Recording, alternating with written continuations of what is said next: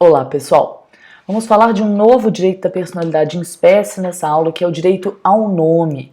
Toda pessoa tem aí o seu nome, que já estudamos no ponto de vista da individualização da pessoa natural.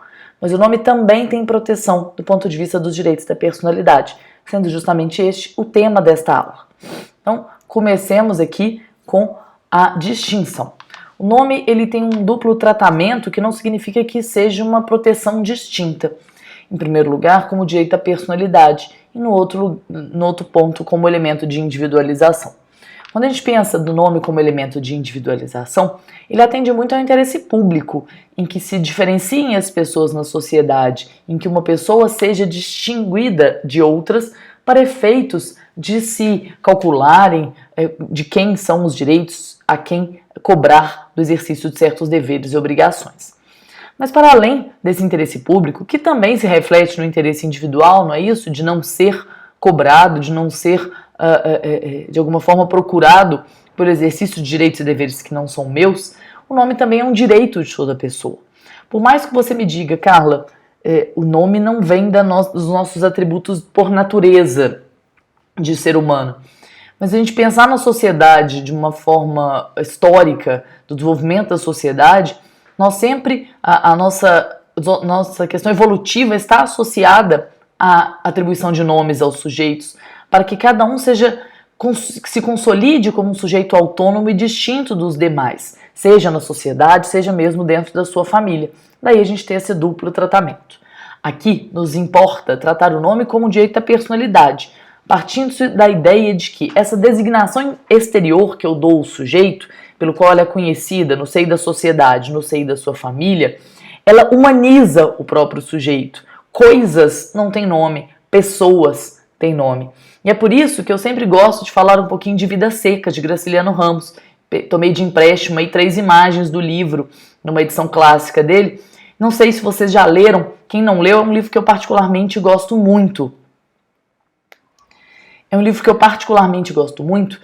E ele tem um jogo de palavras, Graciliano Ramos, maravilhoso, mas ele tem um jogo de palavras especial em relação a essa questão do nome, porque a cachorra, que tem um capítulo inteiro para ela, e ela tem um certo protagonismo no livro, ela tem nome, ela é chamada de Baleia.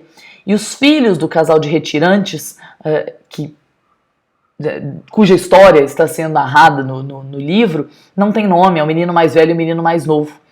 Isto, de uma certa forma, serve para nos mostrar que aquelas pessoas viviam uma situação tão difícil, de tanta miséria, que elas estavam abaixo de um cachorro.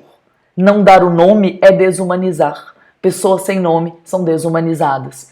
Então, por isso, essa ideia do nome ligado à nossa própria condição de pessoa digna, à nossa personalidade.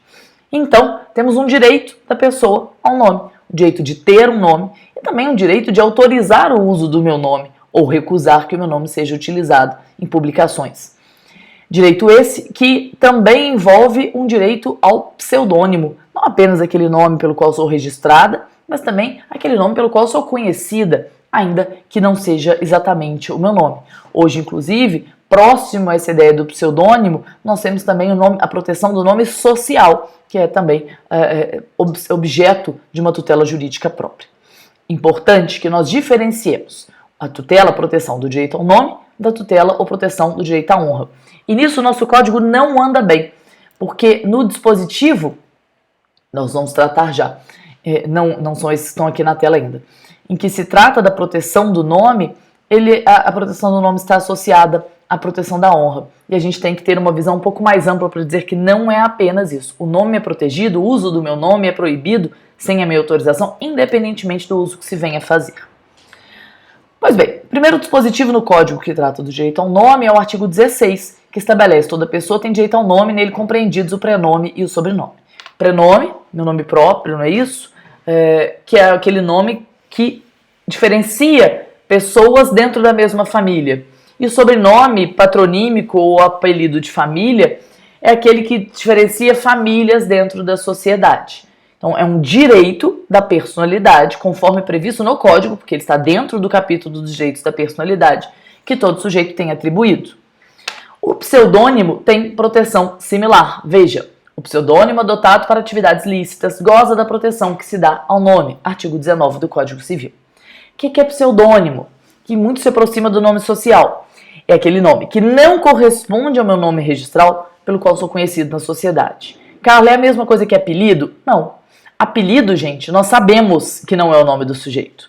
Então, vamos dizer que uma pessoa chama Rafael e ele é conhecido por Rafa. Todo mundo sabe que aquele é um apelido. Agora, o pseudônimo, frequentemente, as pessoas entendem que é o próprio nome do sujeito. E eu não estou dizendo que o apelido não tem proteção também, tá, gente? Mas o pseudônimo é mais forte ainda. Como, por exemplo, o Zezé de Camargo, todo mundo conhece, não é isso? Imagino que a maior parte, se não conhece a história, acha que ele foi registrado dessa forma.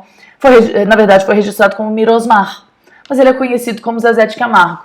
Usar Mirosmar não identifica ele, não é isso? Mas usar Zezé de Camargo sim, então ele tem toda a proteção dada ao nome em relação ao pseudônimo, conforme trata o artigo 19. E aí a gente tem duas situações em que o legislador prevê expressamente a impossibilidade de uso não consentido do nome de uma pessoa. Como eu disse, eu gostaria que vocês ampliassem para dizer que, na verdade, qualquer uso não consentido, como regra, deveria ser proibido. Mas temos algumas situações mais específicas em que essa proteção é desafiada. No artigo 17, o nome da pessoa não pode ser empregado por outrem em publicações ou representações que exponham ao desprezo público, ainda quando não haja intenção difamatória. Aqui confunde-se a proteção do nome com a proteção da honra, porque eu poderia usar, se não expusesse ao ridículo, se não ofendesse a honra da pessoa. O artigo 18 diz: sem autorização não se pode usar o nome alheio em propaganda comercial, e aqui é o uso comercial, finalidade comercial lucrativa do nome de uma pessoa. E aí, Carla, fora dessas situações eu posso usar o nome da pessoa livremente? É preciso que se analise o caso concreto. Difícil também dizer que eu não posso falar o nome de uma pessoa sem o consentimento dela, né, gente? Mas especialmente se eu uso esse nome em publicações, em representações que exponham ao ridículo ou tenham uma intenção comercial, ela pode sim se voltar contra as publicações. Mas em outras situações, se diante do caso concreto se demonstra que aquilo ofende os interesses do sujeito, ele também poderia se voltar contra esse uso não consentido. Daí a gente ampliar aí essa proteção do nome. E aí, para finalizar, eu queria tratar um pouquinho sobre jurisprudência. E a gente tem um caso de 2021 que foi muito polêmico e ganhou algum espaço nos noticiários. Ele fala até de mudança de nome, porque aqui não é nem o uso do nome que expõe ao ridículo, mas a própria escolha do nome expõe ao ridículo. Algo que a gente trabalha muito em individualização, que as pessoas não podem registrar nomes que expõem ao ridículo. Nessa situação, a criança que foi fruto de uma relação efêmera, eventual, o sujeito já tinha terminado o namoro ou nem tinha namorado a moça e ela engravidou e ele não queria o filho, ele, quando vai registrar a filha nascida, ele coloca o nome do anticoncepcional na menina, distintamente daquilo que ele tinha combinado com a genitora, com a mãe da criança, em relação ao nome que se ia colocar. E aí, eu lembro que quando eu vi essa notícia, eu já pensei em várias possibilidades, mas a menina foi registrada como Diane. Parece que foi colocado mais de um nome e o primeiro foi Diane.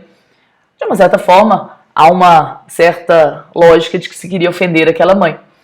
E aí, veja que no julgado que permitiu a alteração do nome daquela criança, isso chegou no STJ, então essa criança já tinha 4 anos quando isso aconteceu, mas provavelmente a mãe não usava esse nome para nomeá-la.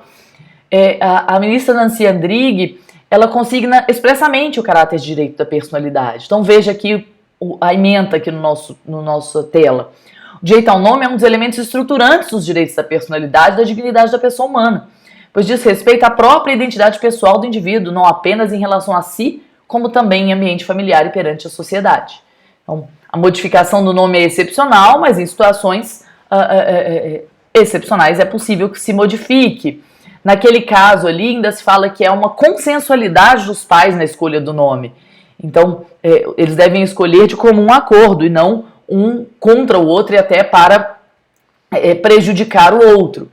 E aí vem o ato do pai que conscientemente desrespeita o consenso prévio entre os genitores sobre o nome a ser dado ao filho, acrescentando o prenome de forma unilateral por ocasião do registro civil, além de violar os deveres de lealdade e boa-fé, configura ilícito, é abusivo. E ali ela fala, é irrelevante saber se ele fez aquilo para atacar a mãe ou não. O fato é que ele prejudicou o interesse da menina. Então, autoriza-se, nesse sentido, a alteração do nome daquela criança.